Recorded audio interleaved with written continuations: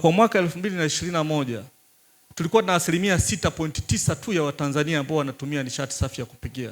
Kwa asilimia zingine zote watu walikuwa wanatumia ni kuni na mkaa.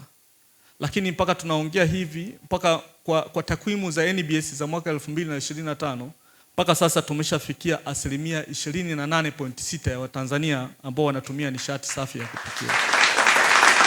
Kwa mnaweza mkaona kwamba sasa tunaendelea kutekeleza yale maagizo ambayo Mheshimiwa Rais alitupa kwamba 2034 basi tu tumehamisha watu wao wamehamia kwenye matumizi ya nishati safi ya kupikia.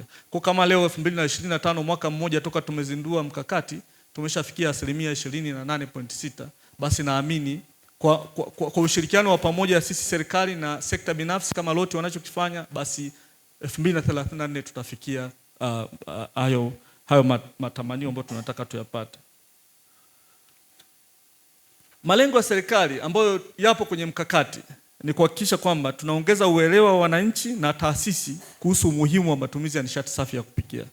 Wakati huo tunataka kuimarisha upatikanaji wa malighafi na miundombinu ya uhakika wa nishati safi ya kupikia.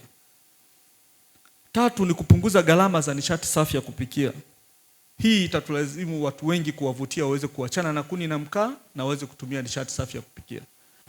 Tunatamani ikifikia wakati mtu akienda kununua mkaa aone mkaa huko gharama zaidi, bora ahamie kwenye nishati safi ya kupikia. Na tunapoongelea nishati safi za kupikia, nishati safi ya kupikia sio gesi tu peke yake kama Eloti gesi wametuletea. Pia tunakupika kwa umeme ambao sasa hivi ukiangalia umeme upo paka vitongojini. Kwa hiyo tunaweza tukahamia kupika kwa umeme, na siku hizi kuna teknolojia rahisi sana ambayo ukipika kwa umeme pia ni rahisi.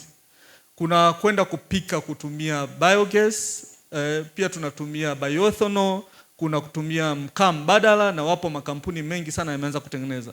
Na niwahamasishe vijana sasa tuweze kuingia kwenye huu mnyororo wa thamani wa nishati safi ya kupikia, kwa sababu kuna fursa mbalimbali mule ambao mnaweza mkazipata mkaanza kuingiza fedha na mkajiajiri wenyewe.